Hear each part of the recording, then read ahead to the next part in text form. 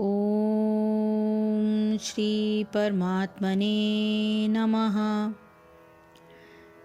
यत् यत् आचरति श्रेष्ठः तत् एव इतरजनः स यत् प्रमाणं कुरुते लोकः तत् अनुवर्तते।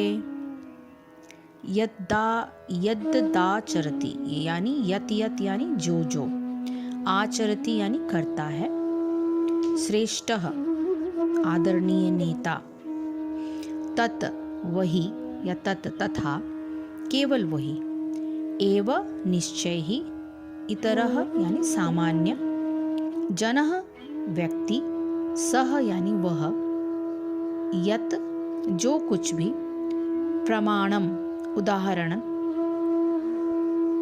आदर्श, कुरुते यानी करता है, लोकः सारा संसार, ततः उसके अनुवर्तते यानी पद चिन्हों का अनुसरण करता है। महापुरुष जो आचरण करता है, सामान्य व्यक्ति उसी का अनुसरण करते हैं। वह अपने अनुसरणीय कार्यों से जो आदर्श प्रस्तुत करता है, संपूर्ण विश्व उसका अनुसरण करता है। इसका तात्पर्य यह है कि सामान्य लोगों को सदैव एक ऐसे नेता की आवश्यकता होती है जो व्यवहारिक आचरण द्वारा जनता को शिक्षा दे सके। यदि नेता स्वयं धूम्रपान करता है तो वह जनता को धूम्रपान बंद करने की शिक्षा कैसे दे सकता है? उसको ये शोभा नहीं देगा। तो चैतन्य महाप्रभु ने कहा है कि शिक्षा देने के पूर्व शिक्षक को ठीक ठाक आचरण करना चाहिए। जो इस प्रकार शिक्षा देता है वह आचार्य या आदर्श शिक्षक कहलाता है। अतः शिक्षक को चाहिए कि सामान्य जन को शिक्षा देने के लिए स्वयं शास्त्रीय सिद्धांतों का पालन करे। कोई भी शिक्षक प्राचीन प्रामाणिक ग्रंथों के नियमों के विपरीत कोई नियम नहीं बना सकता। मनु संहिता जैसे प्रामाणिक ग्रंथ मानव समाज के लिए अनुसरणीय आदर्श ग्रंथ हैं। अतः इसमें नेता का उपदेश ऐसे आदर्श शास्त्रों के नियमों पर आधारित होना चाहिए। जो व्यक्ति अपनी उन्नति चाहता है उसे महान शिक्षकों द्वारा अभ्यास किए जाने वाले आदर्श नियमों का पालन करना चाहिए। श्रीमद् भागवत भी इसकी पुष्टि करता है कि मनुष्य को महान भक्तों के पद चिन्हों का अनुसरण करना चाहिए और आध्यात्मिक बोध के पथ में प्रगति का यही साधन है। चाहे राजा हो या राजा का प्रशासन अधिकारी, चाहे पिता हो या शिक्षक, ये सब अबोध जनता के स्वाभाविक नेता माने जाते हैं। इन सब का अपने आश्रितों के प्रति महान उत्तरदायित्व रहता है। अतः इन्हें नैतिक तथा आध्यात्मिक संहिता संबंधी आदर्श ग्रंथों से सुपरिचित होना चाहिए। यानी कि जो श्रेष्ठ पुरुष होते हैं जो आचरण करते हैं, अन्य पुरुष भी उसी के अनुसार उनका अनुसरण करते हैं।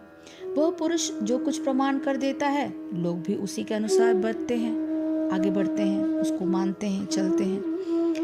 तो अन्य मनुष्यों को मार्गदर्शन, जो मनुष्य निस्वार्थ भाव से कर्तव्य कर्म करते हैं, उनके प्रति स्वाभाविक रूप से लोगों में श्रद्धा उत्पन्न हो जाती है। वे जो कुछ भी और जिस प्रकार भी जैसे भी किसी भी तरह का कर्म करते हैं, उसी को प्रमाण मानते हुए अन्य लोग उनका अनुसरण करते हैं। ऐसे व्यक्तियों के पास बहुत लोग अपनी कठिनाइयां भी लेकर आते हैं और उचित समाधान होने पर उनके बताए हुए मार्ग पर चलने का प्रयत्न भी करते हैं। इसी प्रसंग में भगवान स्वयं अपना उदाहरण देते हैं। अगला जो श्लोक है उसमें भगवान स्वयं ये उदाहरण देते हैं।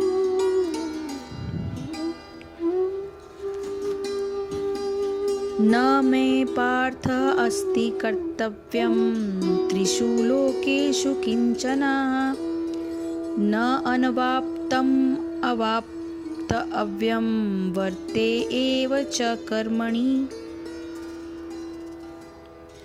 हे पिता पुत्र, तीन लोकों में मेरे लिए कोई भी कर्म नियत नहीं है। न मुझे किसी वस्तु का अभाव है और न आवश्यकता ही है। जो भी मैं नियत कर्म करने में लगाता हूँ उसमें तत्पर रहता हूँ।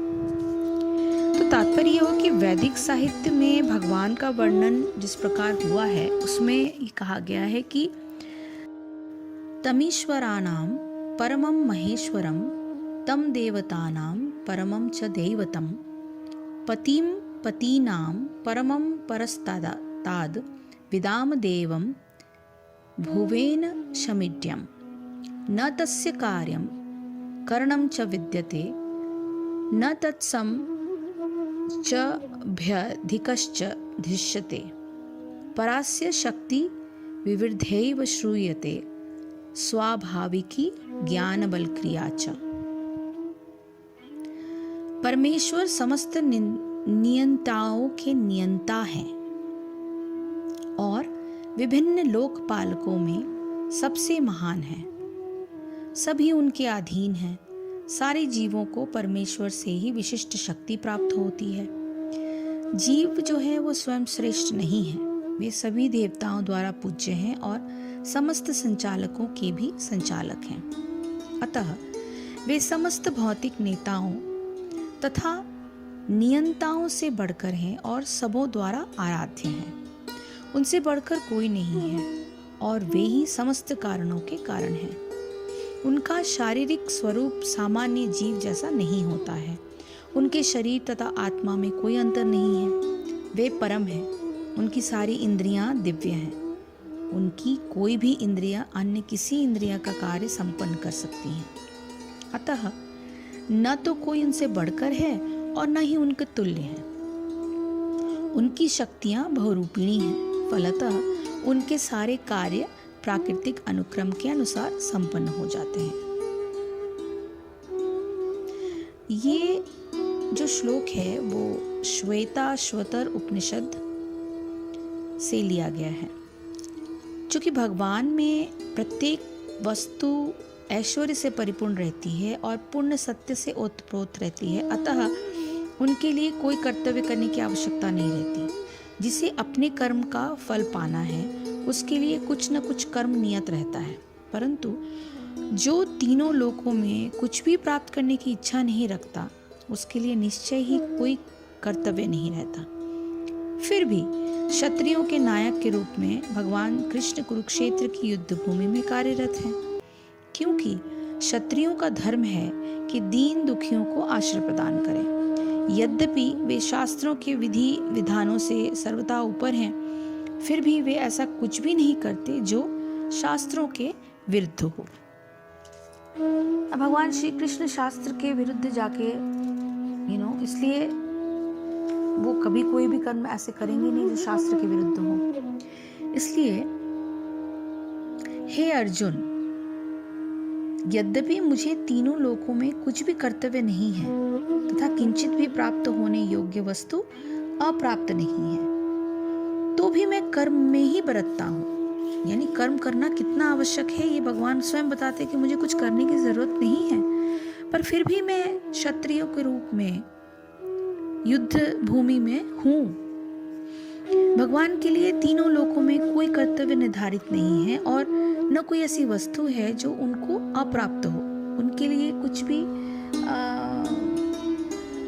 भी प्राप्त कर सकते हैं, परंतु फिर भी वे सृष्टि चक्र रूपी कर्तव्य का निरंतर पालन करते रहते हैं। इसके लिए भगवान बताते हैं कि वे यह सब इसलिए करते हैं जिससे मनुष्य को निरंतर कर्म करने का एक उदाहरण हर समय उपलब्ध रहे। यदि वे ऐसा नहीं करें तो उससे क्या होगा ये बताते हुए वो आगे के श्लोकों का वर्णन करते हैं। यदि ही अहम न वर्तेयम जातु कर्मणि अतन्द्रितः ममः वर्तम अनुवर्तन्ते मनुष्या पार्थ सर्वशः। क्योंकि यदि मैं नियत कर्मों को सावधानी पूर्वक न करूं तो हे पार्थ, ये निश्चित है कि सारे मनुष्य मेरे पथ का ही अनुगमन करेंगे।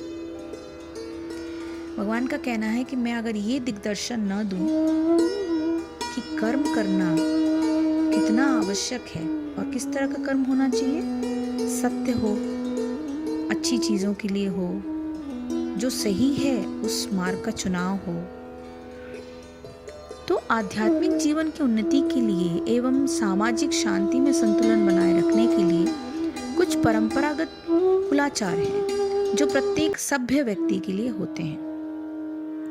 ऐसे विधि विधान केवल बद्ध जीवों के लिए है, भगवान कृष्ण के लिए नहीं है। लेकिन क्योंकि वे धर्म की स्थापना करने के लिए अवतरित हुए हैं, अतः उन्होंने निर्दिष्ट नियमों का पालन किया है।